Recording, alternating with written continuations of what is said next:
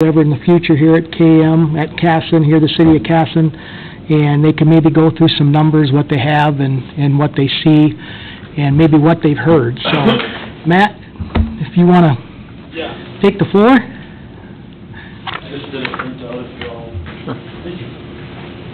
Sure. Thanks.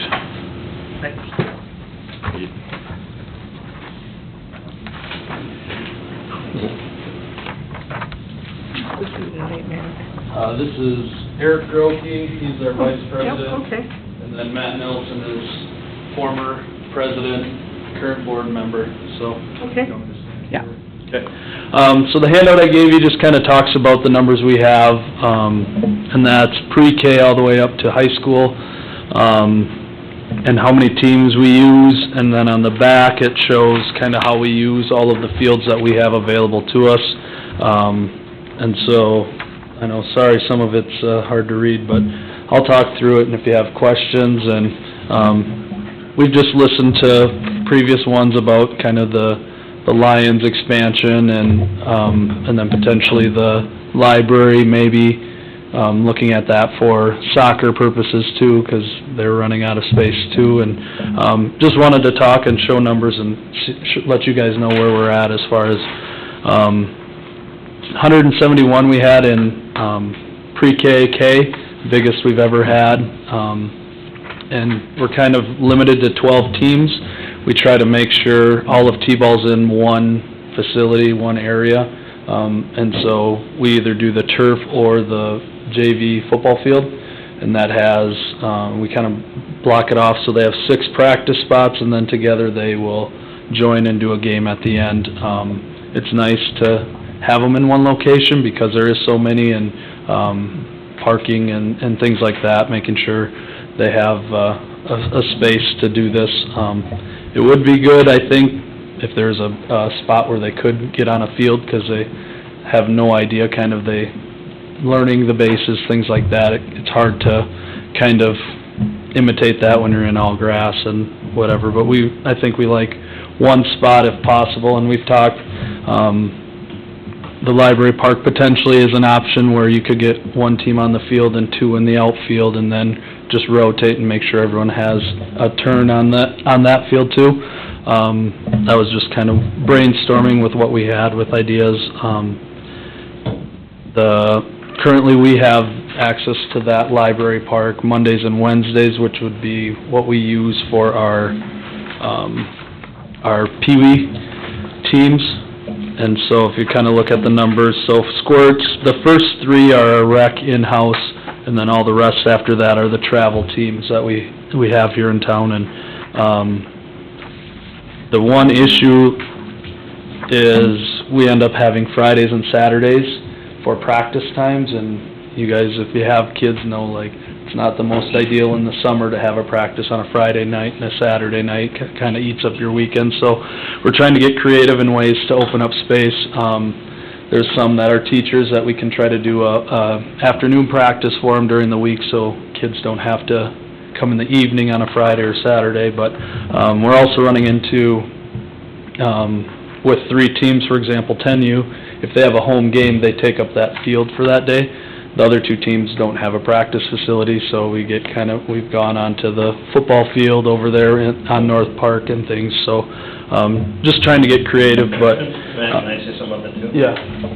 So, weekends it's hard for the families too, but because the city doesn't work on weekends, we try to drag the fields and all that kind of stuff, get ready to play for the kids. It's hard too, unless we're doing it ourselves, just because the city doesn't, pay anybody on Saturday or Friday night or even Sunday to... So that's kind of double up on us to try to get all that done too for these guys.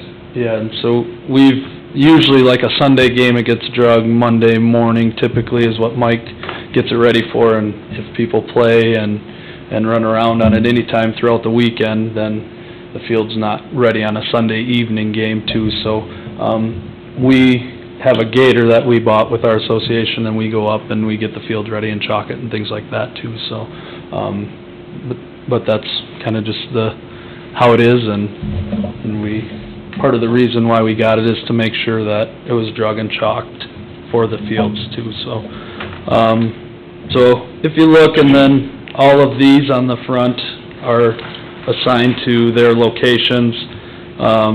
Not available, if you look at the West Library Park softball, reserve those days on Tuesdays, Thursdays, Fridays. And then the North Park 1 and 2 for the slow pitch softball.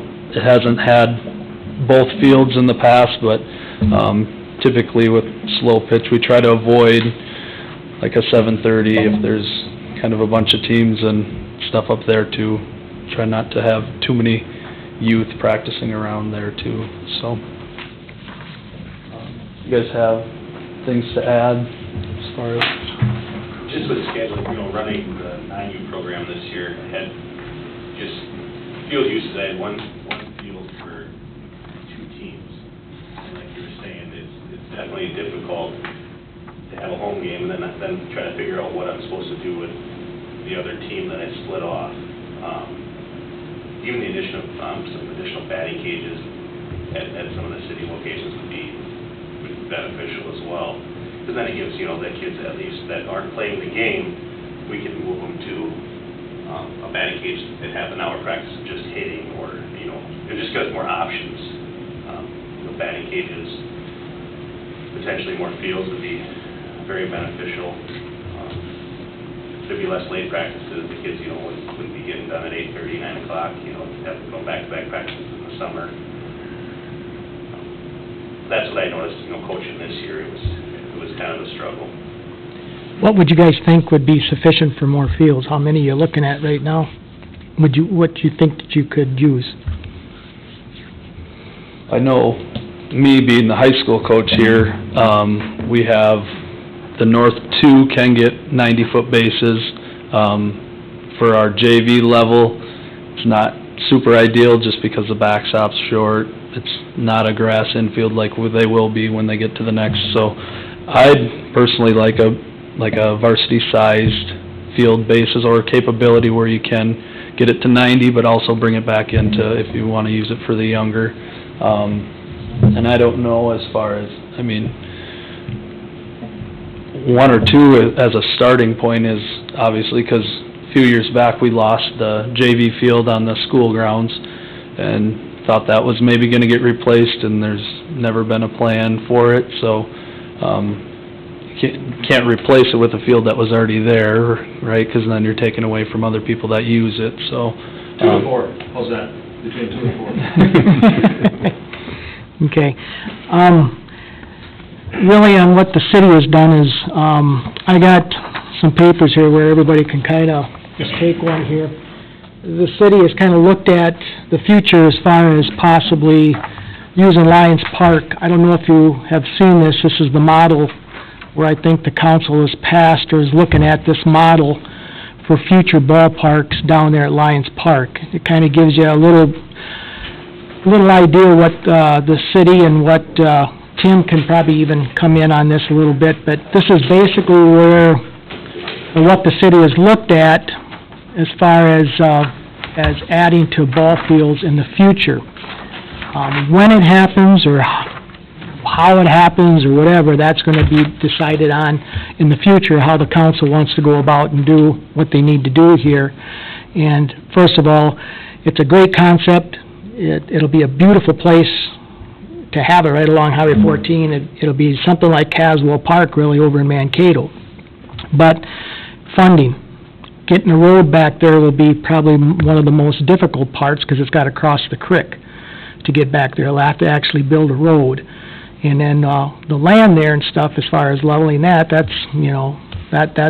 so, and then seed and stuff like that. But it'd be the road would be one of the major situations what the city would have to endure for costs and stuff. And then, but it's kind of a great concept. It's always kind of been there out there since I've been Park and Rec for quite a few years. And it's really, and I will tell you, not hate this, but I will tell you this, that Tim's been kind of a great proponent of trying to get something out there, to get something established, so at least we have a plan in place. We've never really had a plan in place until pretty much this year when Tim had some, I can't remember the firm that went and did this. Yeah, so it's a positive. It's something to go with. I guess my other question is too, as far as, do you guys utilize anything up there in the soccer field up there during the summer, up in the northwest part of town? Like, There was a thought that possibility of converting them to 2 Little League fields with space, and then convert it to the football field in the fall, where you'd have retractable, fences that you wouldn't have chain link, but you could pull the posts out, and you'd have it separated into certain corners. That might be a possibility to look at for space, to try to get maybe a couple Little League fields established, since the city already owns that property. I'd rather, of course, I'm gonna be retiring here in a month or so, but to utilize that field, that would be really good in the summertime, because in the summertime, it sits pretty much empty, okay? And if we have that amount of kids being involved in the programs, that might be a spot or a space that could be looked at. Put the backstop in, tear up the grass, put an infield in, put, the retractable fences in there. When summer gets done, pull the fences back out. You can still use it for football practice or whatever, or soccer or whatever. So that's just a thought that I was thinking here the other day. When I went out there and I drove out there, I really think 2 would fit on there, yeah. So that's just Up in the, like, where they play Youth football field? youth football. yeah, northwest by Bucky's house. Yep. And it's got an area where you could park, maybe, in the future there, off of 14th Avenue. Just something to think about, for another area. You have to get something, because you can get that done in a year and be ready. This is a great idea, and we've heard about it, that's one reason we're here. Mm-hmm. Got to speed it up a little bit, but this is gonna take a while. That will take a while. And if you can get something like that, at least to have some more places for kids to go play, that would certainly help. Right. And that'll have to be a somewhat discussion with the park board and, the council, and try to utilize maybe another area, is like I'm trying to say. And that's the area that I could come up with, without the city buying any other land, or the school district. I know their land is pretty much tied up. Yeah, they only got 40 acres in corn this year, they could put into parks. Oh, is that what they got Northville High School, they did buy that? Yeah, they own that, well, they own that They whole. own- going Oh, they up own past that whole there, thing. so. Okay. So that's just the something. question I have, so, the school, so how many ball fields does the school have? 1. And that seems to me like that's probably smaller than I would expect with especially with a high school of our size. I mean, I grew up in McCrasky, which is, at least when I was a kid, they had really good Cracker Jack baseball program. I played summer baseball and all that sort of thing, and I think their high school has 4, baseball fields. Yeah. And, they've got the nice batting cages and all that sort of thing. So I think that'll be some feedback that the council will have for me is, well, where's the school's equity in this? Because they do have property already. Yep. And they don't necessarily have the soccer association asking for stuff, or, because that's what we're gonna get into. The concept over at the library, I don't know, they're putting that extra parking lot. That was a question for y'all. Is that gonna impact your Pee Wee? Is that gonna be, part of the concern we have is it's gonna be too small to use now for baseball, Yeah. Pee Wee. And Not I, that age group, not that no. age group. Okay, the- because it's just gonna chop off that outfield, if you Yeah. got some big hitters, maybe the wiffle ball out or something like that'll be okay, but. Not good for them, they were. Right, well, somebody's trying to, that's okay. They're proud that if they hit it in the parking But lot. I mean, that was one, I know that when the board talked about that, was one of the considerations was, okay, is this still enough space to really be used as a good baseball field anymore? Or is it, this doesn't make sense anymore? Because we've got them asking us also to be looking at more facilities now. Yes. And I see about soccer is that it is a little bit less impactful in terms of, you can mow it, line it, and it's not as big of an issue, at least from my perspective of that northwest area. Another thing would be in the northeast. So we know that Northeast Park is slated to have at least 1 more ball field, if not 2, but that's all predicated on the development out there. And I wasn't here when they put that in, Ryan can speak to it. Yep. I don't know if they were quite as efficient using the space as they could have been.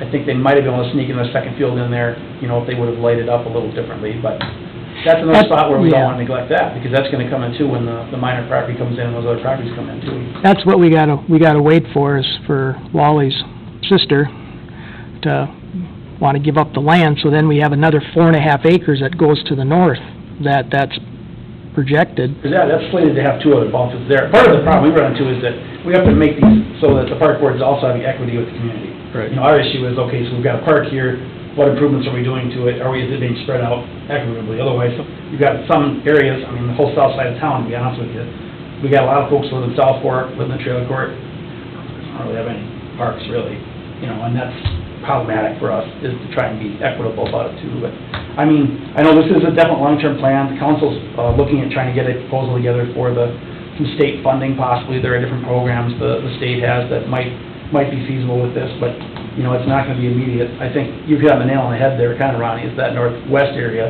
is probably the easiest one. And then, like you said, pushing the school.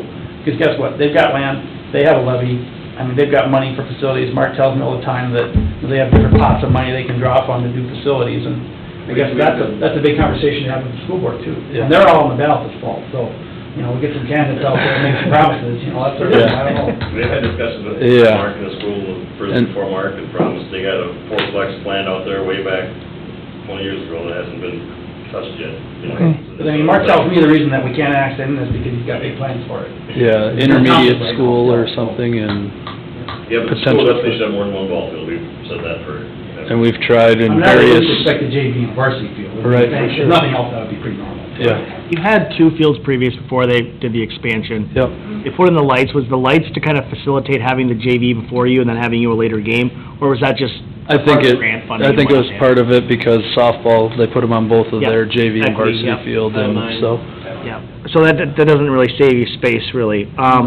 Because we used North 2 before, so that takes away from, now 7th and 8th grade go to Manorville, and so. Have you approached the joint ventures group about some type of funding, even like Ronnie talked about, turning that northwest portion and seeing if there's funding in the next year or 2 from them to help facilitate some of that? I haven't reached out because I didn't know, options of, Yeah. basically just kind of brainstorming and seeing what you guys had in plan, if there was things kind of in the works, and, because we've heard about that in previous meetings you mentioned, but not sure, like. We've had a plan B, option B on this.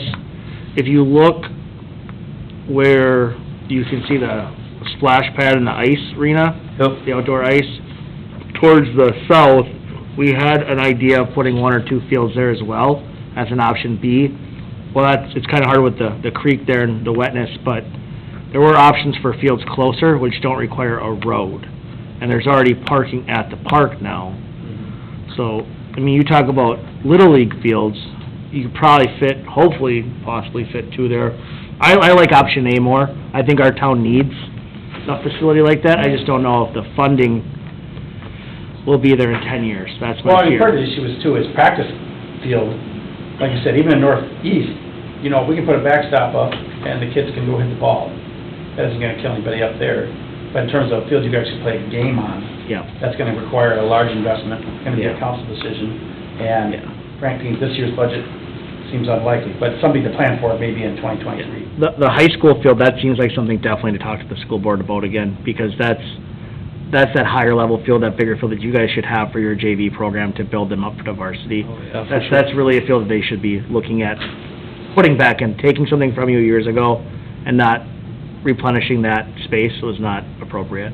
Yeah, and we talked about trying to have those 3 soccer fields to the north there behind the church, making one of those into a field, and they didn't think they have enough space, and so they kind of have 3 up there, and not all 3 get used all the time, and just because I don't think they like to go way up there, but they do have the space for it too, so, yeah, I've talked with the AD, and we've tried to come up with plans, and we've talked even just like an infield, so we can get a practice for, doesn't have to be a full field, just an infield where kids can take ground balls and work on that too, so. There is one last option too that I don't know if anybody knows in this area, that the late Joe Bigelow, I think maybe you've heard this, Matt, north of our North 2 ball field, Joe Bigelow owns that property. His always plan, and we could talk to Jeremy and Tony, was always to put a ball field in there and dedicate it to his mom. And he actually had plans made up, and Jeremy still got the plans. So that is something too that someone could look into, at least get one nice field built, and maybe Jeremy and Tony, since Joel, their father, passed away, maybe they'd want to take on, and maybe they would think about something doing like that. That would be to the north, where Josh Fearstead's painting thing was, it'd be back in there. So that's another possibility to get one nice field, Yep. that would help. So that's another option. Okay? Thank you. Yeah. Yep, Thank you. sounds good. Thank you guys for coming in. Thanks for Yeah. all the work that you do. Thank you so much. Thanks, appreciate it. Mm-hmm. Okay, That ended, Tim, that's not the area that we talked about our last meeting, For what? or going to Shooty's property, or It's the land that we just annexed, the 9 acres, that, just north of the practice football field there and behind, like the veterinary. So, I mean, maybe you could sneak one on the west side there, just north of North 2. yeah, I think you can. If you took that, Use that same parking lot. Right. We can have people walk a little bit. Yep. And then we actually could pave along that other side if we absolutely had to, towards the water. correct. The water pump there. Yep, that'd be a good idea if it could I mean, happen. part of it, I mean, one ball field for the whole, I mean, high school, 1,000 kids. Yeah, That doesn't make any sense to me. I think they need to put a little bit more pressure on the school, because if we come up with one ball field someplace, and the school can come up with one, then I think, I mean, council hears the opposite. They hear nobody's using any of these fields, they drive around, they don't see anybody on the ball field. I mean, that's what I hear at council, you know, it's their usage isn't there. The kids aren't playing softball, they're not playing baseball, and it's kind of, I guess, the media message too, is that kids are home. Now, that's obviously not true that all of them are, but Mhm. that's the conflicting stories when it comes to budgetary, priorities, is who gets the cash. right. I don't see the softball fields by the elementary school on here at all. Are they utilizing those, can they utilize Yeah. those fields? Girls softball, they're coming next month, you'll see what they're doing. Okay, so that's I mean, completely, that'd be a question. That's a whole for the- separate- For the younger kids, I mean, you'd think that the youth could probably use those. I mean, I know that it depends on the times, but those don't necessarily conflict, they shouldn't conflict. So, anyway. Okay, I know, thank you, Nancy, for hanging around. I know that you had another meeting here in 5 minutes, but, you wanna go over some of the stuff here that you put together quickly? Yeah, I can. Okay. This is stuff on the aquatic center that Nancy put together here? Yeah, and it's all information to help you with your decisions, hopefully for next year, but Ronnie's got a lot of perspectives about some of the information as well as some other ideas for next year. So the first one, and I'm not gonna get into any of the detail really, but the first one with the color on it is just a detail right out of our software this year. Thought the software went really well, but it shows the level of revenues by month for each of those types of sales. And everything but lessons does have to have taxes backed out of it. So when you have a membership pass or your daily fees, we always need to back out sales taxes for that too.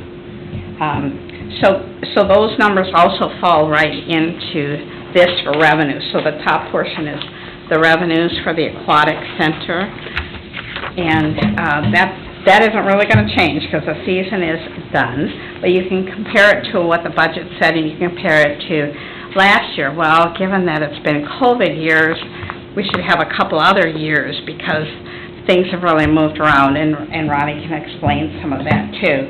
So if you want more detail, I can certainly line up a few more columns. But then for the expenditures, you get an idea of what the expenditures were actual for 2021, what was budgeted for 2022, and then for 2022, I extended out the year using information from the last 4 months from last year to populate some of those expenditures to get an idea of where we might be at. Some of the unknowns possibly are any end-of-year repairs. Ronnie says there's another one for about 1,000. Under the second line from the bottom on the right-hand column, we have $22,500 in there, and that's from the contract with Lemming Jones, who's going to have great oversight of what we should be doing.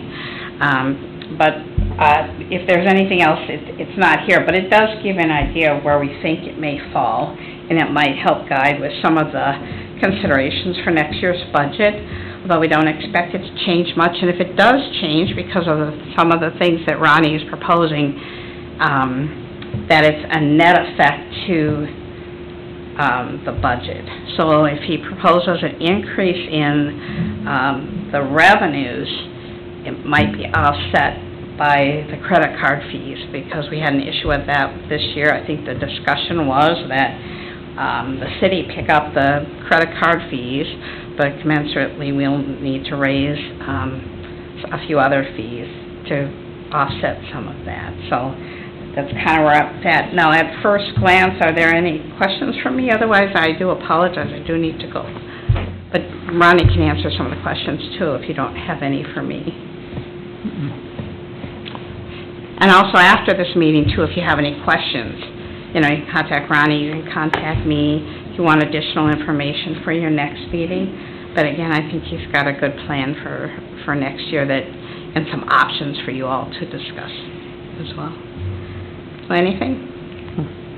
All right, well, thank you very much. Have a great evening. Thank you. Get out and enjoy the nice weather before it all changes. Yeah. Thanks, So, Nancy. thank you. Yep, thanks for coming. Okay, as you can kind of see here in the numbers, whatever, you can see that, you know, we're a little less on certain things from last year, but then we're kind of up on things too, as far as lessons go. You know, we did run lessons at night, and so we did take in a little bit more revenue of $34,000, and there's, like I say, if you do this, you might have to give away this. If you do this, then you got to give away that. And after looking through this really with a fine comb, me, Jan, and Nancy the other day, that's kind of how it always works out. Memberships, lessons. Memberships, lessons, because them are our two big incomes. Okay? So, with that, I'm going to go through some stuff that me and Tim kind of decided that he wanted me to kind of give you guys an idea of what possibilities that might need to be done for next year. And this will be totally up to Tim, the council, you guys as park board members, because like I say, I won't be here. It could be another person here in my place, maybe wanting to do something different too. But I put together some good stuff here, I think, that's going to help our aquatic center back for at least not having some of the outside people or our residents upset because we didn't have the pool open at night, and certain other things. So I met with all the assistant managers and Abby, and I had the public works director with me, and we sat down for about an hour and a half to 2 hours and went through everything. And I took quite a bit of stuff from them, what their suggestions were, what they felt would work, maybe a little bit better. And I kind of compiled it and put it together. And what I did is that I got some comparisons. I'll give you this first. One is 2022 this year, and this is the new one that I kind of put together for next year. So if everybody would want to take one of these each a piece, that would be great. And then that's kind of one thing. The other thing, I did a complete startup and shutdown of what I do as a park and rec director to run the facility. So I did all that, and you guys can take one of these. And then at the end, I put together some items that needs to be addressed in 2023, and take one of them each, okay? Hope you planted a tree for the one you tore down. Bottom one for you. Got that in City USA. Spare. Okay, and we'll go through all this, and if at any time that you guys have any questions, please, let me go with it, okay? You should use colored paper. Just kidding. Well, maybe the next guy in line can use colored paper. craft paper, or some construction paper, is that what they use back in the little kids that cut apart? First of all, if you look up on this one right here, the 2022, that's what we ran this year at the Aquatic Center. And like I said before, Tim, myself, Nancy, Jan, we had some concerned residents and some non-residents about why in the heck didn't we close the pool at nights. We spent so much money for memberships, and we didn't get the good bang for the buck. And we had memberships, people complaining because they weren't open at night. And like I said, grabbing this from here, when we had the swimming lessons at night, we actually took in more money for swim lessons because we didn't have the pool open. More people wanted to be involved, and the parents got involved more in the swim lessons. That was a big positive this year. Very much so. It was a positive. So, if you really look at that 2022, that's how we kind of set everything up. We opened at 7 to 8 for lap swim. We went from 8 to 9:30 with the swim team, an hour and a half. We did our lessons from 9:30 to 11. As you can see, 9:30 to 11, hour and a half. We had 2 sessions in the morning. They only go 45 minutes, so we still had the 2 sessions. Parent-taught hour, we went from 11 to 12. We closed the pool at 12. After the tot hour, we opened the pool at 12:30, went to 5. We closed the pool Monday through Friday, as you can see. Hour break. Swim lesson started up at 6 to 8 o'clock. Now here's the key. The lessons at night, there was 13 total weeks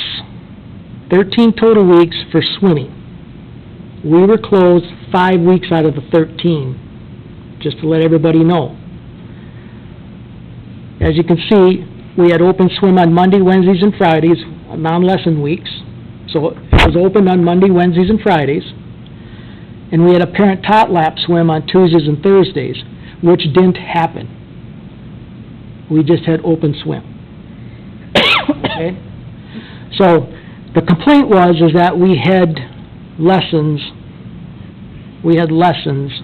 at night that took away from open swimming. That was the complaint on that part. On the weekends, you see, we pretty much went pool rentals on Saturday and Sunday morning. We opened swim 12:30 to 5, closed the pool 5 to 6, and on Saturday, we had pool rentals on Saturday night. That was another not major, but another concern about renting the pool on a hot Saturday night where families are home on the weekends and they couldn't come and swim. Family night was a hit on Sunday nights from 6 to 8. This was the whole thing based on talking to the lifeguards, the assistant managers in Abby. They went through this. I wanted to know what they thought of what we had set up. Their biggest concerns, or what they heard, was people coming to the window and not being able to swim at night. That was about the biggest thing that they said. Now, in turn, like Tim said, the parents loved the swimming lessons at night. They thanked our lifeguards. They thanked our assistant managers. They loved it that they could come and watch your kids do swim lessons. Okay, so now you're seeing where it's all like this. So, with listening to what they were saying, go back to the new one now in 23. I changed things up based on our conversations, and this is what they feel, and myself feel that would work maybe a little bit better for next year, going into at least having a plan for next year. We'd still keep the lap swim 7 to 8. Swim T would only go an hour from 8 to 9. We'd still have Red Cross swim lessons in the morning, 9 to 9:45, 10 to 10:45. We'd still have the parent-taught hour, but we'd cut 15 minutes off that. We're going to go from 11 to 11:45 because at least it takes 15 minutes to open the pool, to get the people out, and then to open the pool at noon. We're not going to open the pool at 12:30, we're going to open it at noon. They felt that 4 hours of open swim would be sufficient. We would close the pool at 4 to 5. So now when you look at the pool closed from 4 to 5, that's when we're going to put the swim lessons at night. And as you can see, we would do the pool group lessons, that's 6 levels, from 4:15 to 5, during the time we close the pool. We'd do that on June 12th to the 16th, July 10th to the 14th, July 24th to the 28th. Here's the kicker. After Jan and me and Nancy kind of looked at it, and we came up with a situation, well, you know, maybe we could still put some lessons at night, 2 sessions, and run them June 26th to the 30th from 7:15 to 8. That means the pool would still open at 8:15, but the pool would have to close at 7 for them 2 weeks. So parents could still, 2 sessions, still have swim lessons. So they could sign up for swim lessons. At least we're not eliminating the swim lessons at night. They have an opportunity to sign up. 2 different weeks. And remember, we're only doing 5 weeks again, but 2 of the weeks at night would still be from 7:15 to 8 o'clock. The reason why I went 7:15 to 8 o'clock, that way we still could open swim at 5:15 and still have people there, and then at 7 o'clock on that week, we'll have to blow the whistle and say, we got swim lessons, you'll have to leave. So open swim would be done.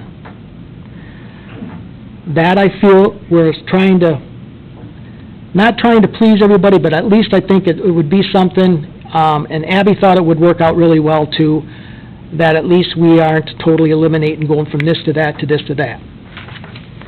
Weekend pool hours, we would just rent the pool in the mornings, 9:30 to 11:30. No renting of the pool at night on Saturday night. We'd open the pool again back up at 5:15 on Saturday, close at 8. We'd have family night still from 5:15 to 8 o'clock, just like we did last year. The difference is that we're opening the pool in the evening. We will open the concession stands also in the evenings. Because when you look at the numbers, whatever, and that stuff, we didn't sell as much, what we probably should have, because we closed them 5 weeks, we closed the concession stand. And then in August came, we could barely find enough staff to even staff it to have it opened towards the middle of August. Sports are happening. Yep. So with this, just for the facilities, I believe personally, now you guys as a board, I'm just throwing this out there, you as a board can decide what you want to do and who wants to take control of it or who's going to do whatever. But this is kind of a layout which I feel, based on talking to Abby, based on talking to the managers that were there and seeing the people come and go, this is kind of what we put together for next year. Then, it comes down to the 2023 pool rates. Nancy talked about the 3% charge on the credit cards. We definitely knew that this year, coming year in '23, we're going to have to raise the rates. We never raised the rates last year. Everything stayed the same. So when you start comparing them, underneath the season memberships, last year we had $185 for family. We went up to $200 for a resident family, which part of that $15 cost is going to help pay for that 3% in the credit card. Non-resident, we had $220 and we went to $230. Single residents, $85. Single residents this year, next year, $100. And really, basically, that non-resident actually should have went to $235, not $230. You can, for 2023, that was my printing error. It was raised $15, so it should be $235. It shouldn't be $230.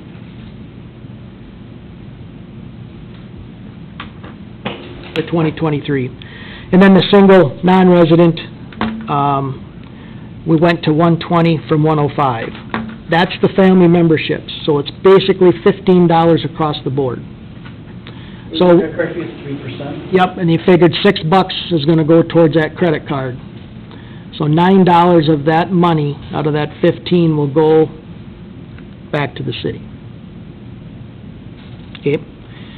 Daily admissions, we went to $7. We raised it $1. I will tell you, Owatonna over there at the Spring Water Park, whatever, I can't think of the name, but they're at $7.50 to $8, Washika's at $7. So I think it's $7. I still think $6 is over to Sturrettville, but I raised it to $7. Evenings, we went $1 too. So when people leave at 4 o'clock, if they want to come back and swim, or someone just comes to swim, they have to pay $4 instead of $3. Same as Family Sunday, same thing. Instead of $3, we went to $4. Red Cross lessons, we had 45, very cheap.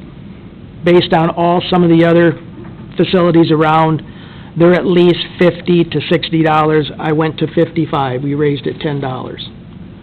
Along with the swim team, from 45 to 55. Because the swim team comes every day for an hour, and they swim and they have meets, and they use that for their lessons, basically. The lap swim, we raised it $35 for the season pass.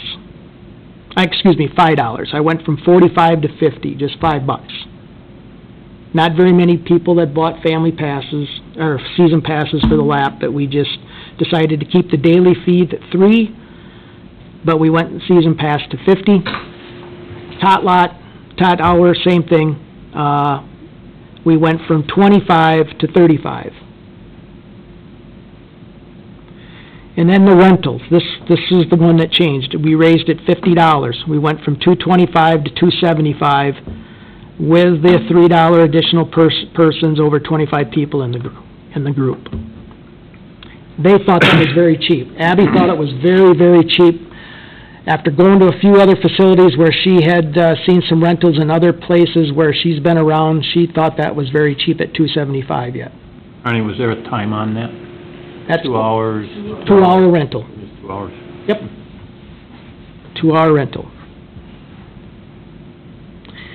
And then, of course, the Tiny Tot was $25 last year, went to $35 this year, $10. So that's something the board will have to decide of fees. Like I said, this is just what I put together and what we kind of thought about, trying to cover some of the cost of the credit card fee and to see if we can generate a few more funds based on what we have. I mean, that takes into account, we have, I'm not anticipating raising the maximum wage on the top side, but the state does have an inflationary increase on the bottom side of the wage scale, so we'll see a little bit additional cost there. Couple questions I've got.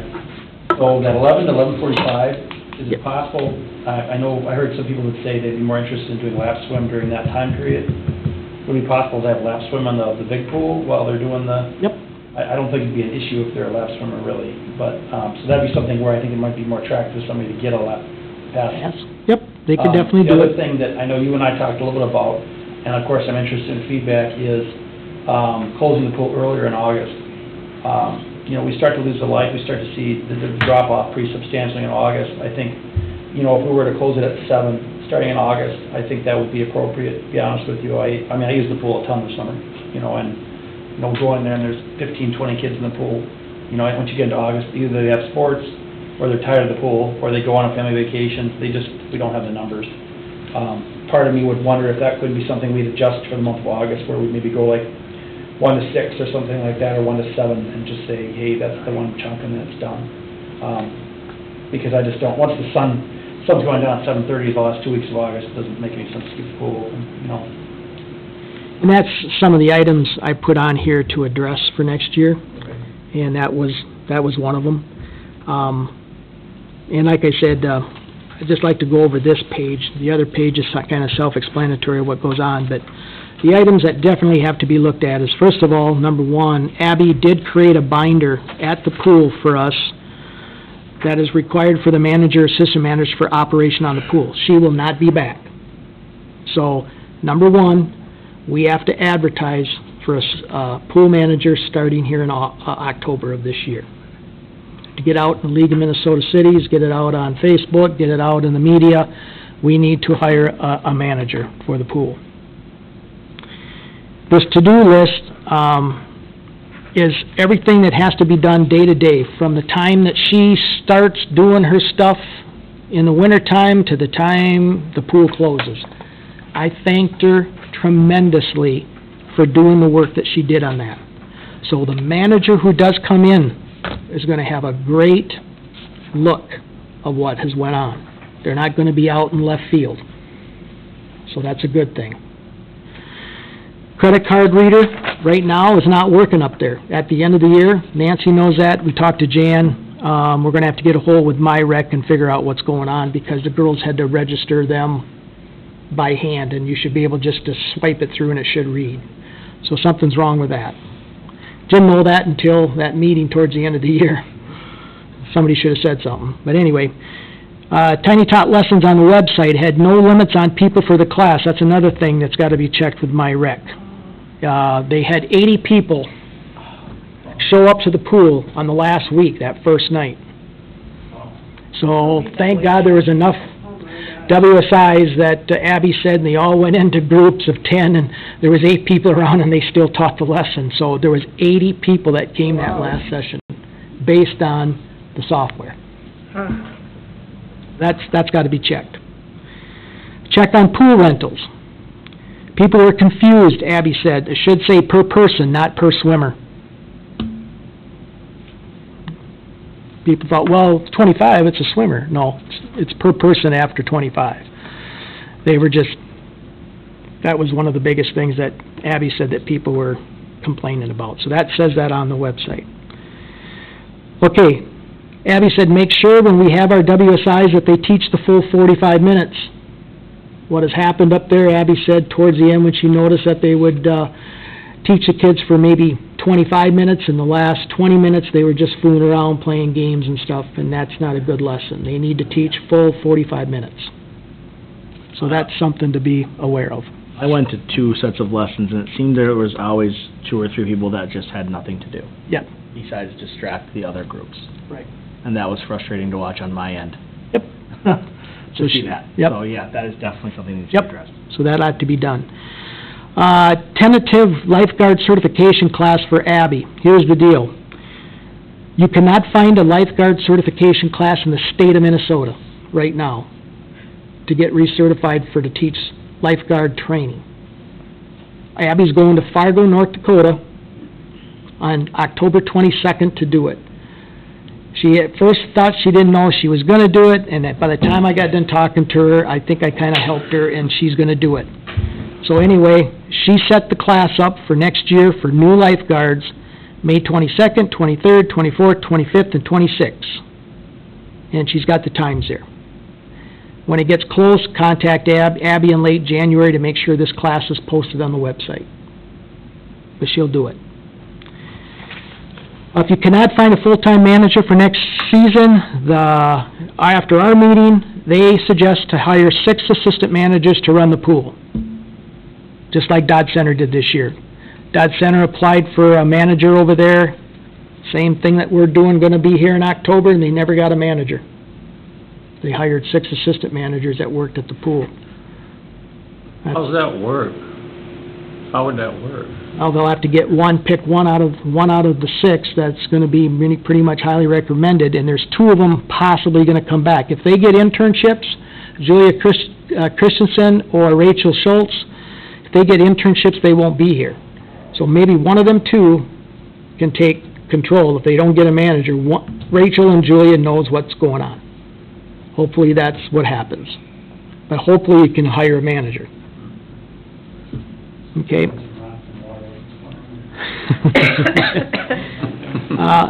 I want to mention some maintenance issues that we need to be addressed. Tim knows some of these. Okay? We need to fix broken grates on the deck and gutters. That's pretty much annual. They're expensive. Each one of them little grates, 12 by 12s, are about $85 a piece. They're expensive. Install steel posts and rope off each birthday reservation areas. We have one done, but they highly recommend to do the other 2 areas to keep everybody into them areas. So the guys can make some steel pipe, drill into the cement, buy some rope, and we can do that. So that'll have to be done.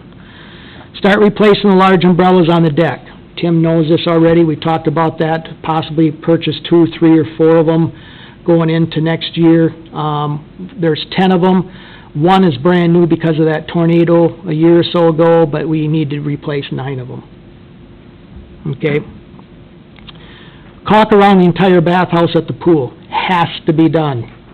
And we're talking, if it can't get it done this year, which I don't think we can, we need to do it. They need to do it next year. And we usually hired Stone by Stone, Sheldon, to do all that, because they got to tear all the old caulk out, which is a special caulk. It's a mixture, and it's really not easy to use, and they have to caulk in there. And that's the reason why our deck is still in great shape, because that's the same mixture that cement company, when they built the pool, used. And the reason why we want to do that between the bathhouse and the deck is because water gets in there, it'll heave the deck, and we start having cracks. Got to do it, because we're going into our 10th year. Okay? Clean the rock wall, which the guys always do before the season starts. Install height restriction posts at the bottom of the tall diving board and at the top of the platform before you enter the board. Also, place a lifeguard on the high dive platform in 2023. Tim can touch on that a little bit. Sure. You know, we did have a couple issues on diving boards this year, and from what we're able to tell, it's generally, accidents happen. You know, it does get wet and slippery, and we had one young man who fell off the high dive and hurt himself pretty badly on the concrete, fell off the side. We're not sure if he was just not paying attention or what happened. The diving board itself is installed properly. It's to spec.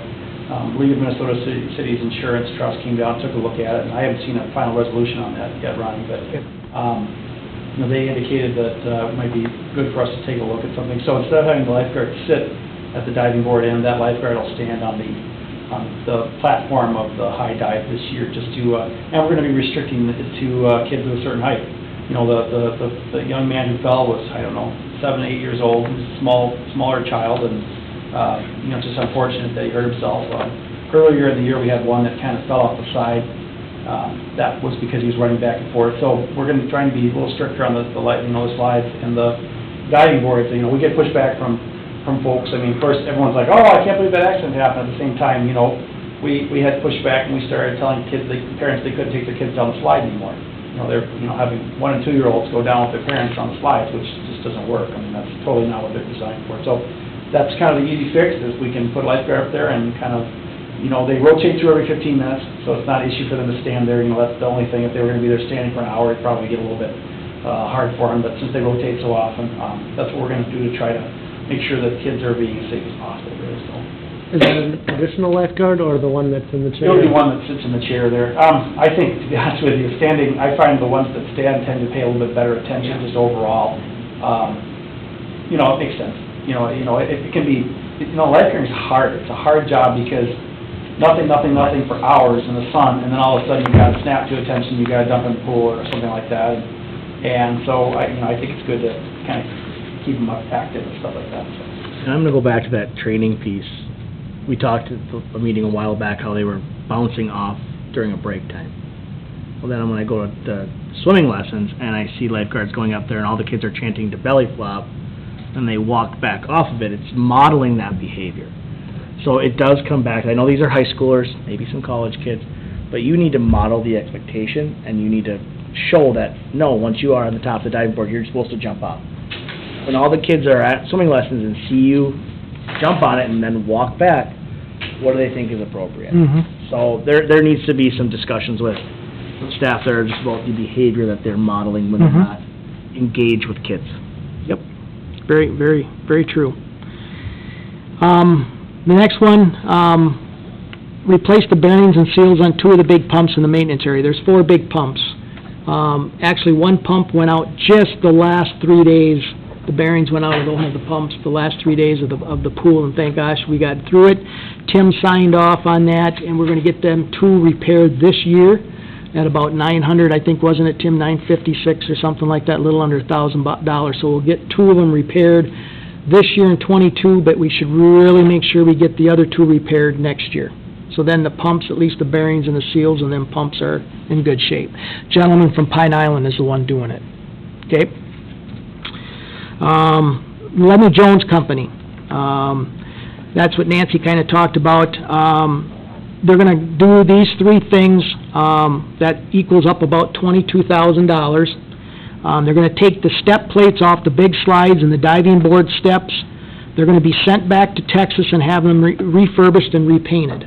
And then they'll ship them back here, and we'll have to put them back on. There's just 4 bolts to it, but they'll take them off.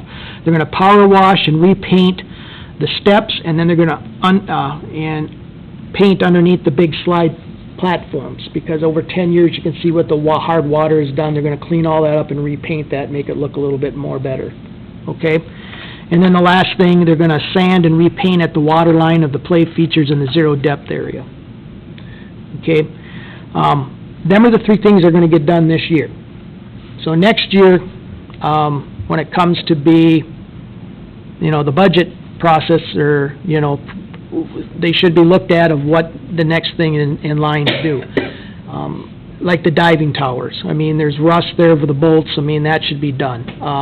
Tim talked about refurbishing the double slide for the small kids in the play area.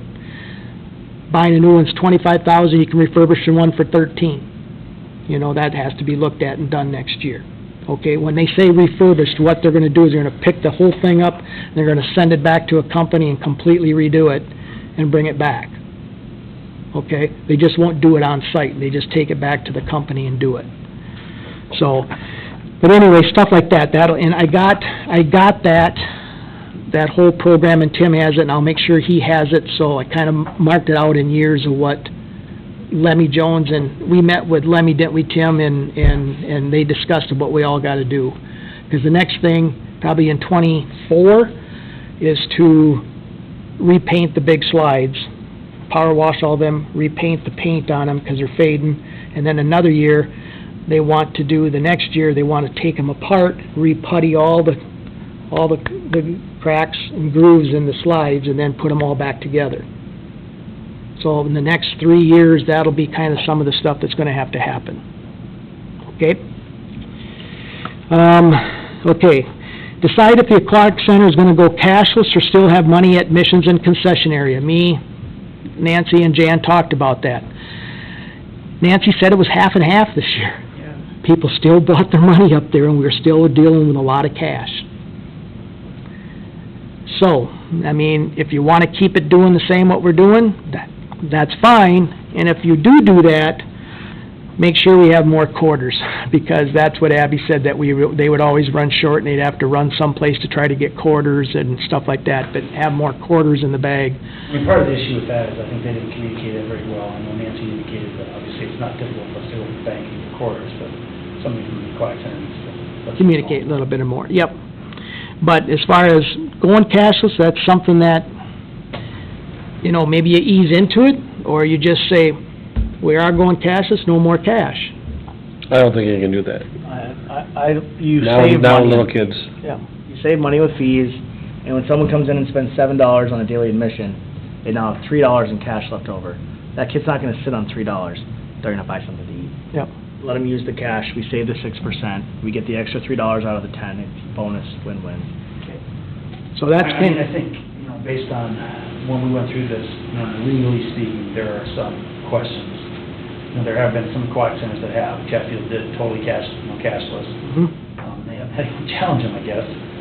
We did have one lady who was pretty irate about it, and we talked to the city attorney about it, and it's a gray area, whether you can go, require it to be cashless or not. And so, I think in terms of, it's not going to be easier to use, it's going to go more work again, but I think it probably is the right way to go, is just to allow it, Mm-hmm. I think the memberships and that sort of thing, we should definitely be, if some kid comes in with a couple bucks and they got a membership and they swipe their card and they go and buy a pizza or something like that, I feel like that's kind of where you're going to get. The memberships, there's no reason not to do that as much as cash. Right. It just saves the amount of time it saves at City Hall. Right. If people want to drop the check off, that's fine. It's all done before the season starts. I want them to have the account, I want them to have the swipe card, that's better for us for record keeping. It's just so much easier. And then the kids aren't carrying a lot of cash around. But yeah, I think that's probably the the trend there, so. Okay. Was there any incidents where people or kids were saying, well, somebody just stole my cash, or somebody did this? Nope. No. Nope, that's been pretty good, so, yep. Staff coming back, I had Abby go through this with me last Thursday of possibly who she thinks will come back and who's not. There's a good possibility, like I said before, 2 assistant managers, Rachel and Julia. Hopefully they don't get internships, and they said that they would come back if they don't. They'll find that out probably by sometime early December. So that'll be one thing.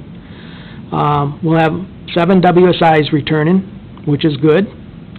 19 lifeguards that she feels that are gonna come back, and 18 right now concession admissions, but that could change depending on whatever. But it looks like a pretty good group is gonna come back, which will be really good. And that's kinda how it kinda works. If we get a good group of kids coming back, it makes it so much easier to put the schedules and put everybody back into place. So, anyway, just wanted to give you an update on that. Also, we're gonna purchase another new slushy machine, that'd be number 2, because we have 2, which needs to be done. The popcorn machine, actually took a dive, it did here towards the end of the year, so we need a new one of them. And then we need to do 12 new rescue tubes for the lifeguards, for the ones that, they throw them in and stuff. So. Ron, you were talking about replacing a slushy machine, I know we have 2, but a year plus ago, did any of them ever get replaced? Yep, we did one this year. You did the one this year, got Yep, it took a while to get here, we had to order it, and it was back ordered for such a long time, and I think I got it sometime in the middle of July. But yeah, we did get one, yep. Got it. And then the 2 that we had, we'll keep them and salvage parts, so that's what we'll end up doing, but, and then, let's see, if you guys decide to go to this change of 23 that's there, definitely would go to 2 shifts for staff. Abby said you have to go with 2 shifts, because it just gets to be too long a day for people. So that gets more people involved of working, and it works so much better, and she said that's what would have to be done. Would that be like overlapping shifts, or Just have a certain period of time when they come, and then, then they'd have to show up, for the nighttime, when they open back up at, say, 5 o'clock. Yep. And then, like Tim said, look at the wage increase, because of cost of living increase at state level. That's gonna happen. And then, close the pool on the 20th of August, not the 25th. But, like Tim said, with possibility open limited hours until the 25th. And like he mentioned, it might be the last 2 weeks or 3 weeks in August that go to limited hours. Yeah, because I think of staff that's really problems. clear. Well, sure, yeah, I think we communicate that right at the beginning of the season. Yep. So them are the suggestions from our meeting, or ideas from the girls, and kind of put that all together, basically, for next year. And like I said, the last one here, advertise for aquatic center manager in October this coming year. We'll have to get it out there on the league and do whatever. But whoever does take over with the pool, I put this together, stuff that I do to get it all set up. I had some names there for possible candidates for the assistant managers. If we can't find a manager, or Julia and Rachel don't come, I went through when you get applications, sort through them. You got all that stuff to do, make employee roster out, set up a lifeguard class with Abby. For short WSIs, you got with applications, you have to contact Owatonna Parks and Rec. That's the only place that you can go over and get a WSI to take a class. You got to get a hold of that indoor swimming supervisor. Look at last year's pool hour swim lessons, Tiny Tot, and hopefully have this on the website. And these decisions have to be done, and hopefully have it on the website, like Tim was saying, November, December? Well, I mean, I think, I'm not expecting any decisions tonight, but I would say at our next Park and Rec Board meeting, we want to finalize the hours for next year, and we'll put it out on Facebook, we'll put it out on Casson Parents, and we'll have it on the city website this fall already, to because I don't want anybody to come back and say, well, we didn't know. Right. We put it out in March last year before anybody bought a pass, and there were still complaints that, oh, we didn't know. So Yep. we'll put it out as much as we can right away, whatever the board decides. I have to run to another meeting, I'm already Okay. late for it, but Sounds I good. apologize for that, so. Thanks, Tim. Just out on my tennis court presentation and all that. Oh, boy. Save for next month. We'll start you first. Yeah, Sounds good. Let's get all there. sounds good. Tim. So, Ron, Yes. you do a lot. Are there any perspective, anybody? I think it's really basically get down to the, Personnel Committee between Chris McKern and Tim and Dwayne Burton that's on the Personnel Committee of what they're gonna do with the job. Have not heard nothing. Absolutely nothing. And that committee could change if we don't hire someone before the elections. If in January that's the decision, then Dwayne's not running, so he might not be on that committee. Right. So, there was, I think when you go back and you look at the council minutes back in March or April, it does say there on one of the lines that the committee was looking at going to a street/park lead and not have a supervisor, like my position. And I don't know from there what their decision is or what they want to do, but that's what I know of, and that's pretty much, Jan knows and Nancy knows, and that's pretty much about it. There's a lot of things that you get done prior to next year. Right. Now, next They don't have month, anybody picked out to do this. right, Are we gonna fall behind? Are you I gonna don't fall know. behind? Are you gonna, I don't know who's even gonna take my spot here in the park board. Yeah. So, like I say, next month in October will be my last one. I won't be here in November. Well, we're having it at your house. Yeah. But I think what I really wanted to do is, I kinda really, and I know Ryan's here and he's on the council, but I wanted to make sure Okay, well. that we went through everything on this aquatic center, because Right. that's just the way I am. I'll bring the smoker. I don't wanna leave anybody hanging and not having an idea of what's going on. So that's why I created this one too, of what I do, and the timeframes of when things gotta get done. So you guys have all this information now. If they don't hire anybody and wait till next spring, someone has gotta do all this. I think ideally it's looking internally. One option is to look internally for that position. You mentioned that new hybrid role.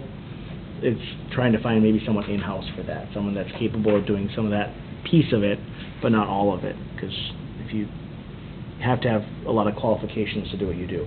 Mm-hmm. And do we have someone that's suited for that now? I don't know. I don't know the park board or your park staff so well enough to say that, but that was one conversation we had is, do we have someone to fill that role? If not, do we have someone that would fill a role similar to it with different responsibilities and still could come in, understand what's already happening? Mm-hmm. We don't want to, we know we lose the knowledge when you leave, but we want to have someone there that has some of that prior knowledge from you. The only person, and I'm gonna respond to this because, you know, I want it to run smooth. I want to have, to make sure that the park board still keeps together, and we go month to month, because if we don't have a park board, number one, I'm just gonna throw this out there, you lose all Tree City USA formats. Because the park board is the one that takes care of all cities that have park boards take care of Tree City USA, not the council. It's a park board. Was this my plug for the yes, it is. So that's Forestry one Division? thing. So that's one thing. The other thing, you are exactly right, Ryan. I wear a lot of hats. Jan knows this, you know this, I think you all know this. You know, not only is the aquatic center, you got the tree program, you got the planning of the tree program, you got the Tree City USA, you got the cemetery, you got all the parks, you got all the budget, you got all the prepare of what's gonna go on in the parks in the future. Softball league. My softball leagues. There's a lot to it, okay? So, with the aquatic center, because that's a big part of my job. That's why I wanted to make sure that you guys look at this, and at least you have an idea of the time of the year that things get started on this. And that starts up next month, in October, November. Then you have to call the school, you gotta get it out on the board, and you gotta have applications in by November 30th for the aquatic center. Then you got all the interviews for the new kids coming in Christmas break. And then January, you gotta start putting all this together and getting it out on the website and getting information. I mean, it's all here. So it's not just the pool ends in September, or August. You might have September, but you're closing the pool, but all of a sudden it starts back up in October. So you're always constantly doing something with the pool. You know? So like you say, Ryan, personally, do I know out of the people that work here at the city knows anything about the pool? Yes. Corey and the guys that do the maintenance on the pool, they know the maintenance. Do they know the operation? No. Nope. We brought it up, I brought it up after a meeting the other day, so it's on our mind, it's just, what's the plan? What's the plan? What's the budget look like, what's the plan look like? Right. Yep. And I'm just telling you that's, and Jan knows, the guys don't know that. They don't. They've never done it. With the hands, but they're not good with the paperwork. Yeah. No. So, and that can kind of go on to all the other things. The setting up the softball leagues. Doing all the stuff at the cemetery, being the cemetery sexton with all the locating the graves, calling the grave digger, calling families, meeting families out there. No one. So there's a lot to it. So I just want to make sure that everybody's aware that, you know, I want it to run smooth. I want the transition to hopefully run smooth, but when I'm done in November, I guess it's the way it goes. We gotta make sure, we know it's not on your plate that you're hiding, it's... No, and... It's the... You know. But anyway, at least you guys as members have an idea here now about the pool. You won't be out in left field anyway. You'll know basically. I don't know, it's a great question. Is it gonna be Charlie that's gonna maybe come, or is Tim gonna handle the park, the stuff that comes to the park board for a while? We don't know. I don't know. But we'll talk about this next month to make sure that we figure out all this stuff so at least it can get on the website, right? And do we have the number, maybe I'm missing it, the number of people that actually bought family, residential, non-residential, and Yep. single and non, where was that? It's right up here. The number of people, yeah. Yep. 619 residents and 738 non-residents. That's for lessons, okay? I was just thinking, yeah. And then for passes, we had memberships, we had 382 residents and 176 non-residents. How does that compare to the years past? Because we raised the rates. Are you seeing a dip in that, or did you see some consistency? We didn't raise the rates this year. Oh, sorry, no. Yep. So the rates will be raised for next year in '23. Yep. Yeah. Okay.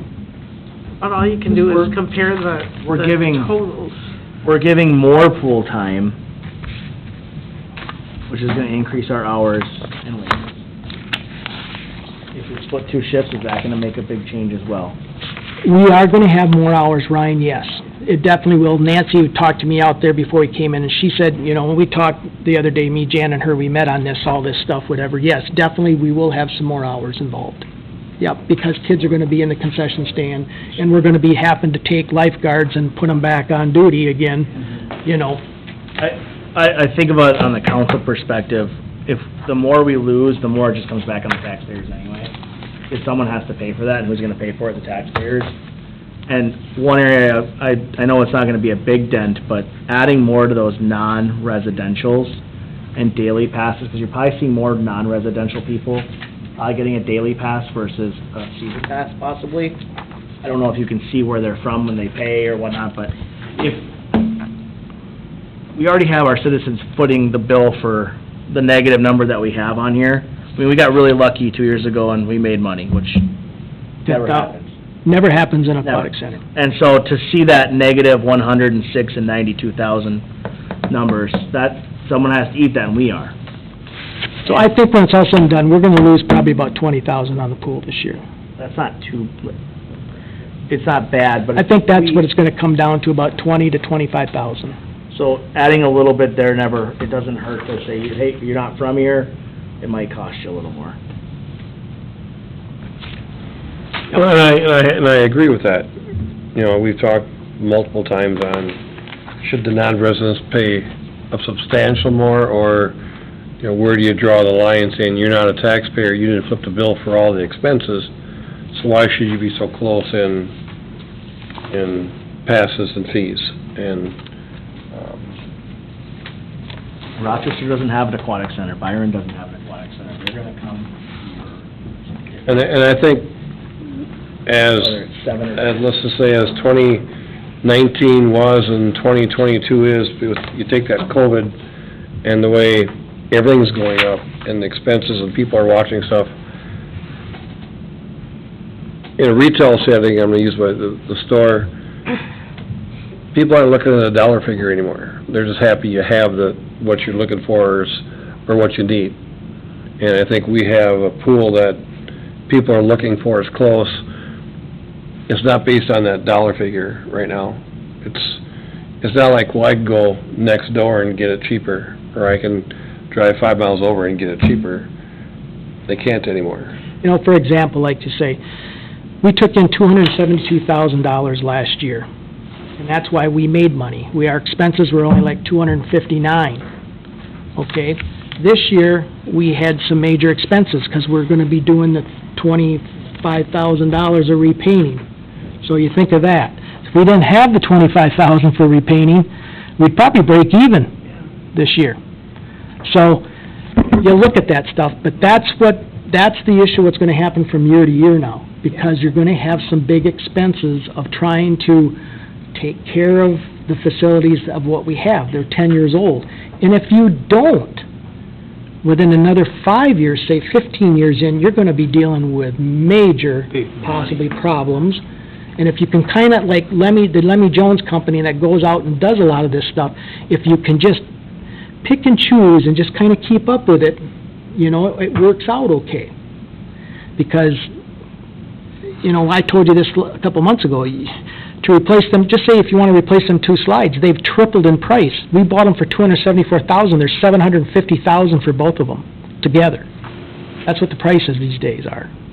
To replace a diving board is $6,700. Just the diving board alone is $6,700, just the board.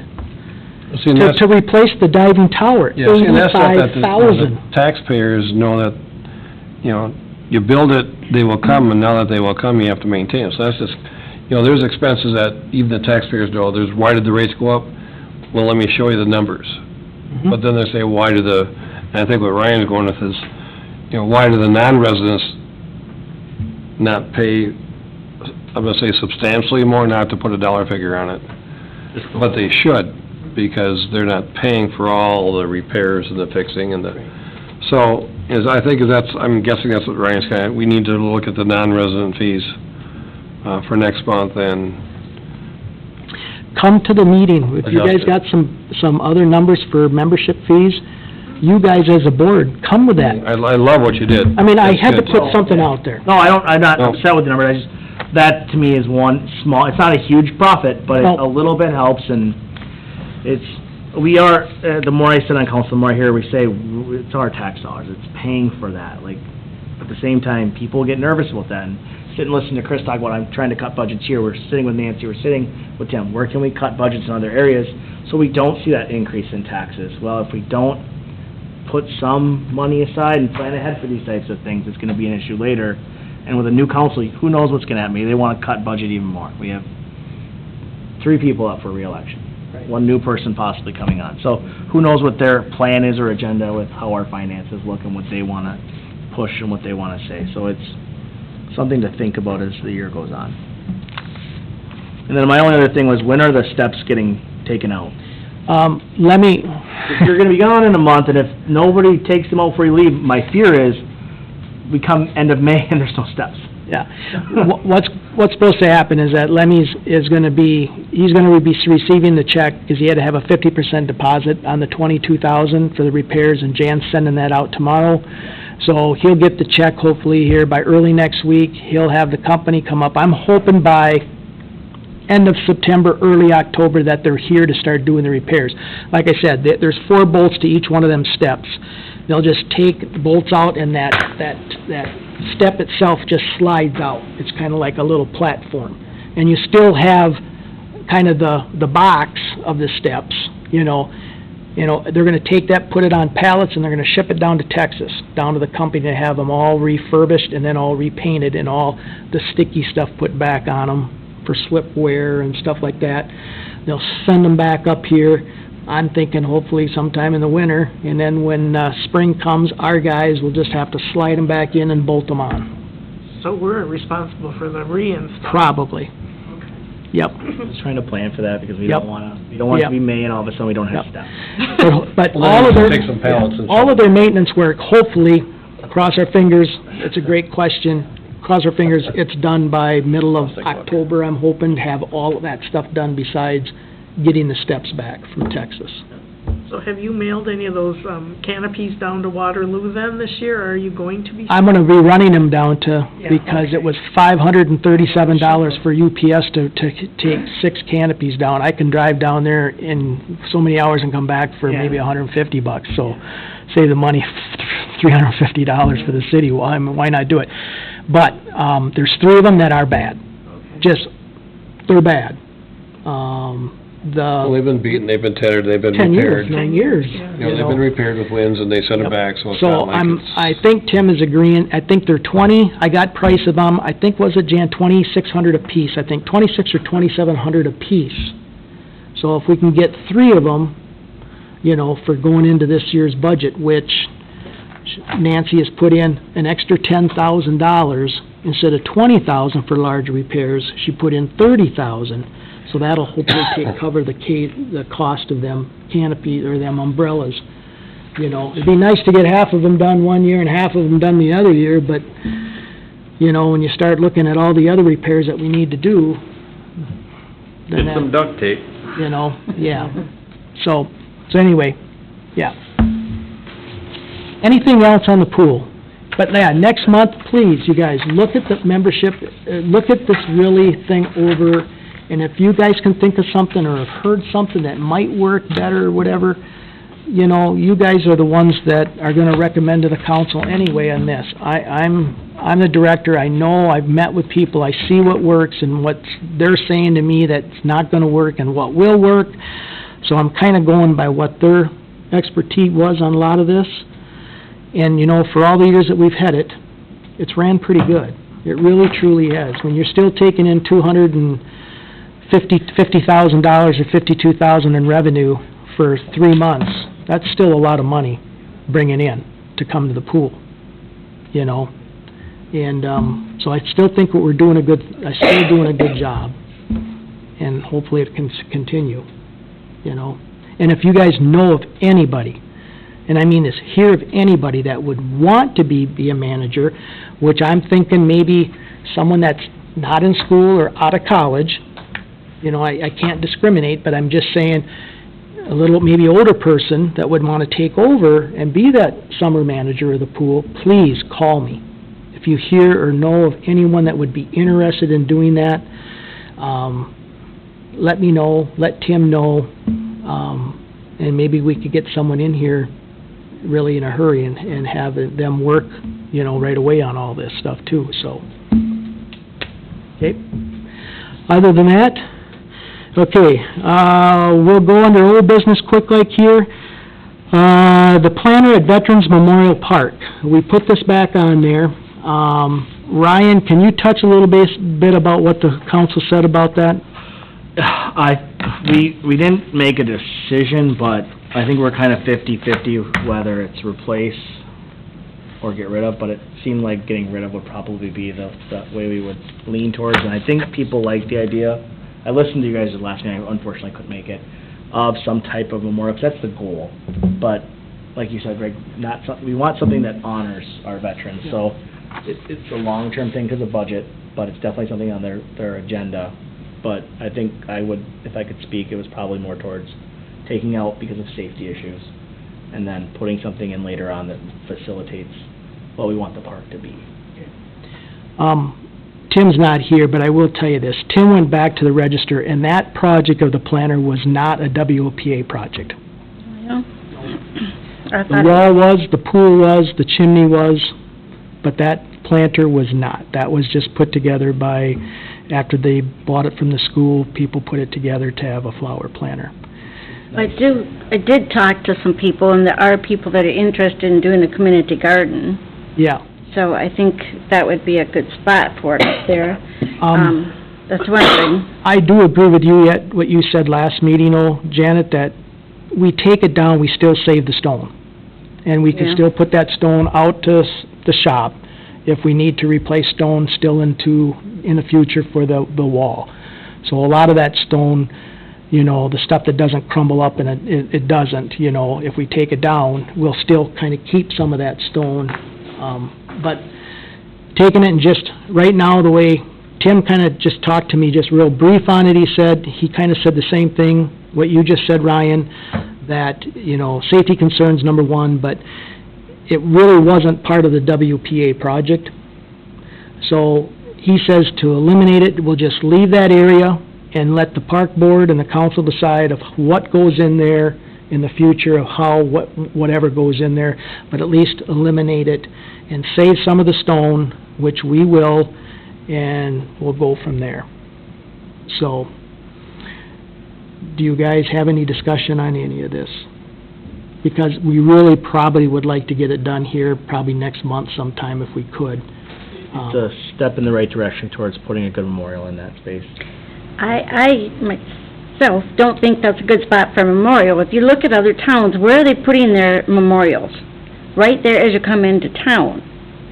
So who's going to notice it in our park? I know it's Veterans Memorial Park, but how many towns are putting it in their park?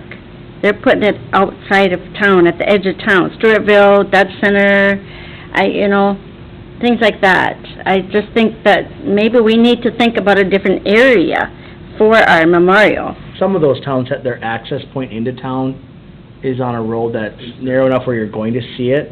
Right. Our access point in town is a highway, so it doesn't have a central location off the highway.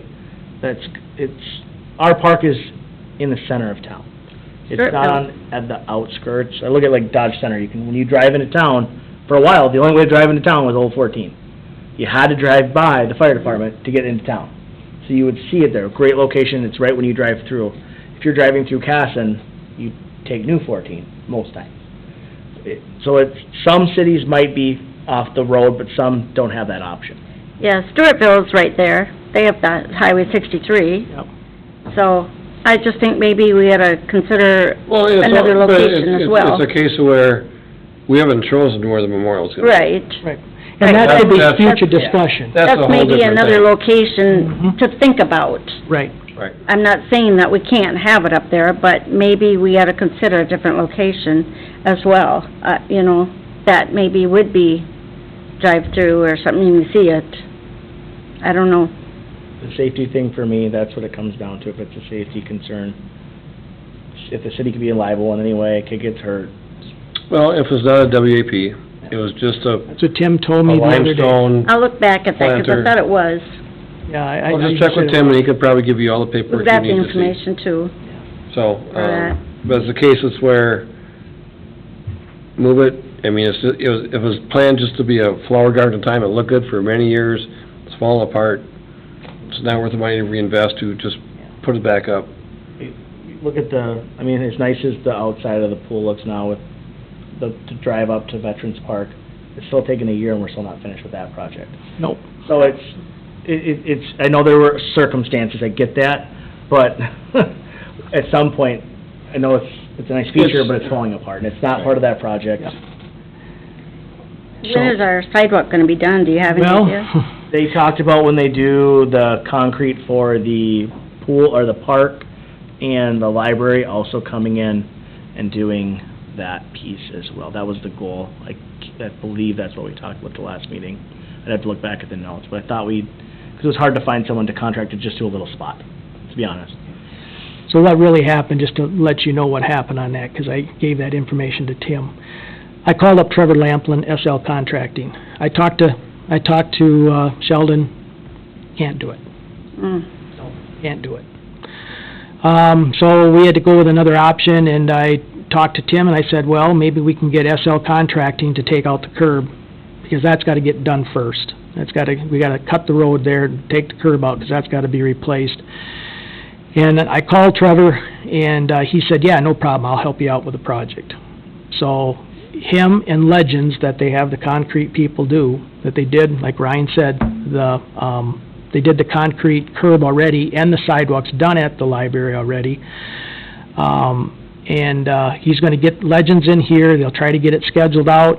He'll get in there, dig that curb out. Legends come in, put the curb in first, and then they'll probably end up working with a little bit with Sheldon. Sheldon's going to meet Trevor up there, and they're going to go through what Sheldon's idea was as far as a sidewalk, and it's going to be kind of Sheldon's not going to do any work, but just kind of a joint thing through Sheldon, so Legends can get this work done, because then we can get it done, then we can get in there, and then we can seal coat it, because it's got to be seal coated yet.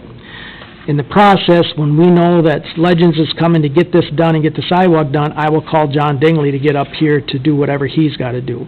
And I'm going to call him probably next week sometime just to let him know what's going on, keep him in the loop.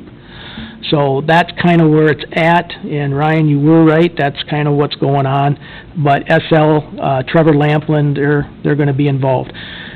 They did get the cemetery, by the way, blacktopped.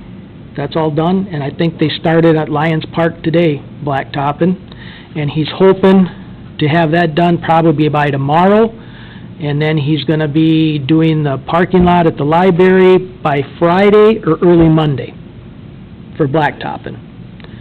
And ICS came up to the library and okayed everything on the outside, so we, as you can see, park guys, we had them go up there on the other side of the library, the east side and the south side, and we got that all landscaped and all dirt put back in and all seeded.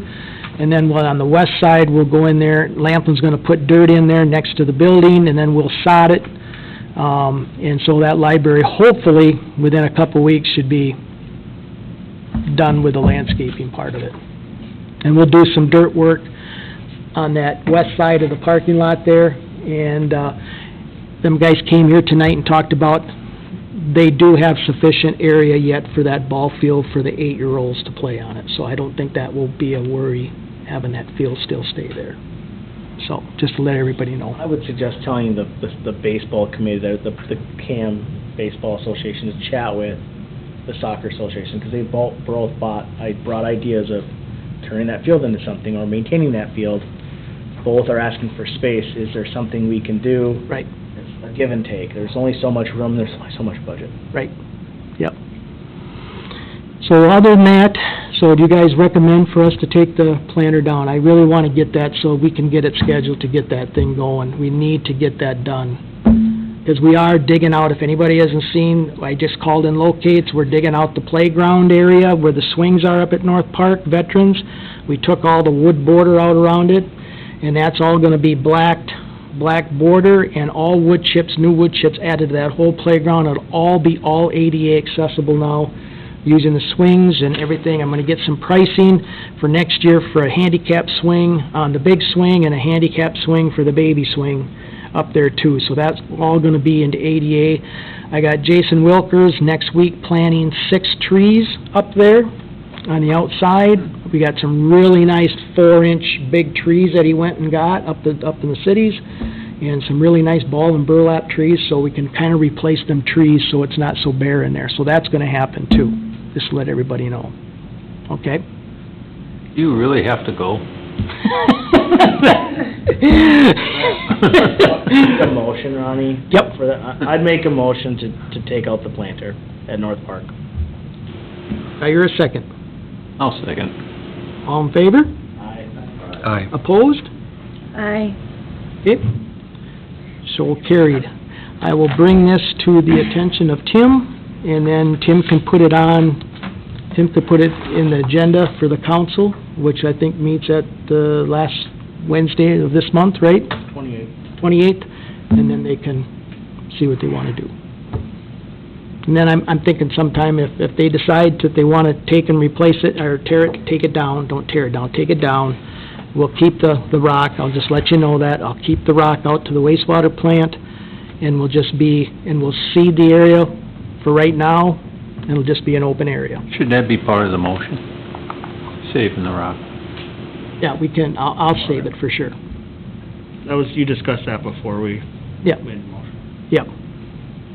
So, okay, other than that, do I hear a motion to adjourn? So move. Second? Okay, all in favor? Aye. Opposed? Good. Well, thank you guys for coming. I know it was a little longer than normal. Sorry about that. Well, next month will be longer, because we're It's gonna gonna be bring even in longer next month. whiskey and Yeah, something. yeah. We'll set up shop with the smokers But outside. I think next month then we'll for sure discuss Find our next I know. all the stuff with the pool done. You ever watch Parks and Rec? And then what else did we want to bring up? Is there something Do you wanna- specific? Funny. Oh. Yeah, sorry. Do you guys want to specifically talk about